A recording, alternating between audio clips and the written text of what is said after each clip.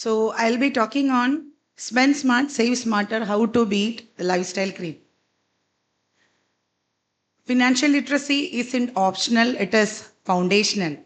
So I'll be pondering on the three topics like what is a lifestyle creep, know your spends, and know how to save.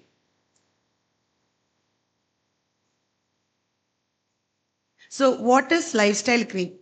It is nothing but silent wealth blindness, which is like glaucoma, which is slow, subtle, painless, and the spending rises automatically as the income rises, and the biggest wealth killer for young doctor. Now, why the young ophthalmologist at risk? This is mainly because of the early decent income compared to other specialties because they start earning more at a younger age. Tech heavy field, there are temptation for gadgets and basically the three important C's, that is the professional image pressure of the car, clothes and conferences, and social comparison where the batchmates are upgrading faster. Now, what are the emotional triggers behind overspending?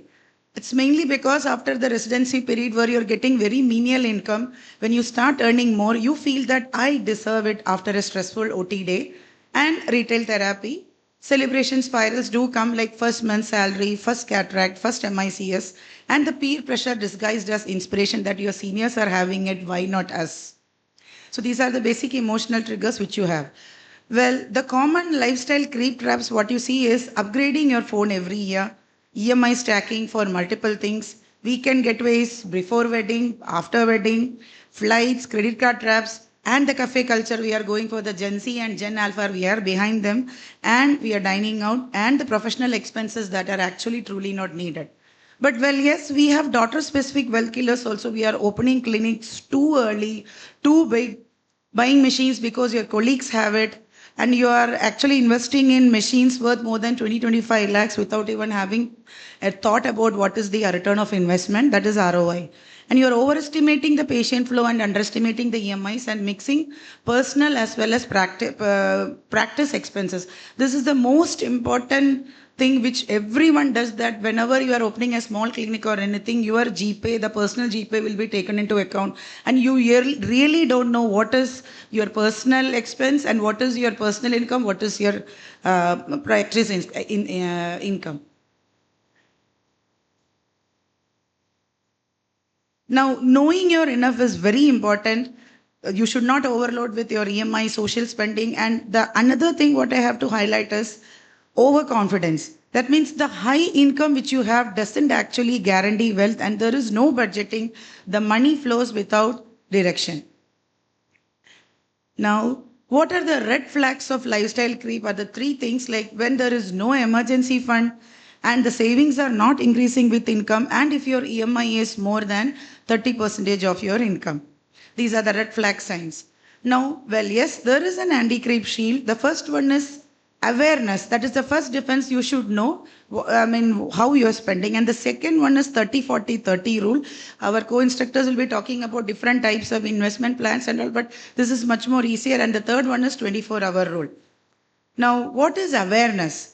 Awareness is nothing but you should know about your spending triggers, like why you are spending, because of stress, comparison, convenience, social pressure, and think about your silent expenses, about your EMIs, and you are subscribing to multiple platforms which you never know, and the auto payments are also getting cut off. So, what I can suggest you is that track your cash flow once in a month for a 1 week, so you can reveal your hidden patterns and check if your spending is rising faster than your savings. So that is an awareness. Now the second one is 30-40-30 rule. It's so simple. It's an adjusted rule for high earners. What is that 30%? 40% is 40% of your income should be going for your goals. So what is that 40% means? Your necessity, like your EMIs, your expense, your grocery and everything. And the 30% should go for your lifestyle, like shopping, going for movies. See, what is happy, what is making you happy is your lifestyle. So that is 30%. But the rest 30% should definitely go for the investments. Okay, now what is 24-hour rule? This is one of my favorite slides, which I practice since past 4 to 5 years. You should delay all your major discretionary purchases for 24 hours so that emotional decisions will settle. Most impulses buying die in 24 hours. So this definitely saves 30 to 40% of unnecessarily annual spending.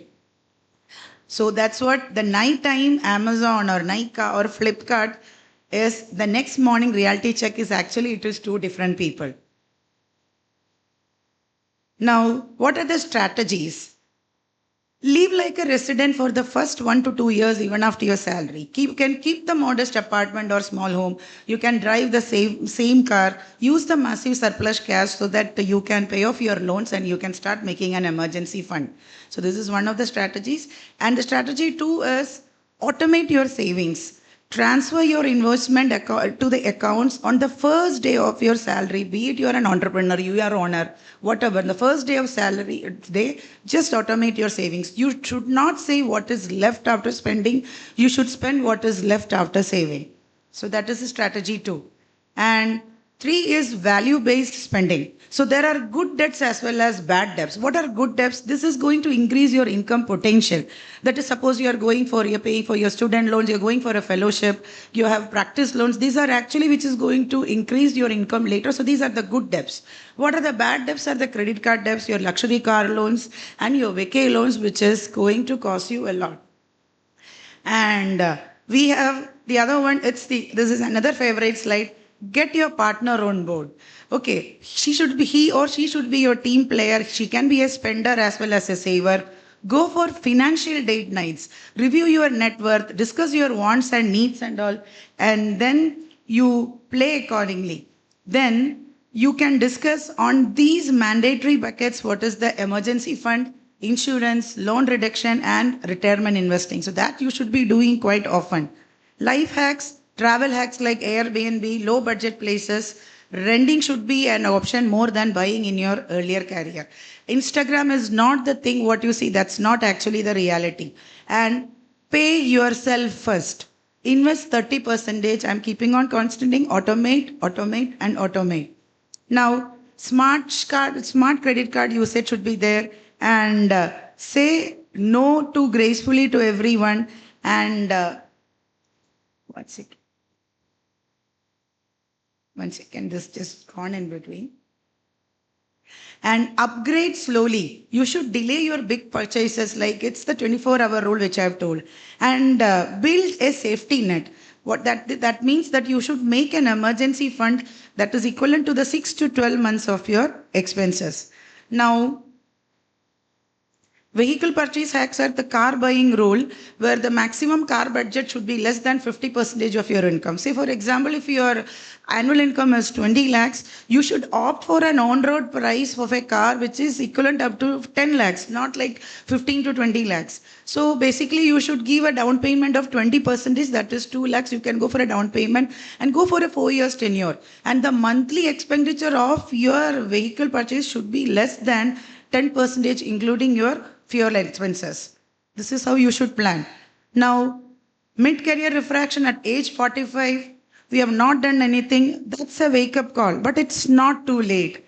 These are the peak earning years, but it won't last forever. So you have to supercharge the catch-up contributions, and all those years which you have not done, you have to take care. So you have to invest more, up to 50 to 60%. So this is the wealth vision timeline. And 1 to 3 years, you live like a resident. 4 to 10 years, you can plan for your practice. 10 to 20 years, you can go for the maximum life upgrades, and 20 plus, it's the financial independence. So you should plan it accordingly.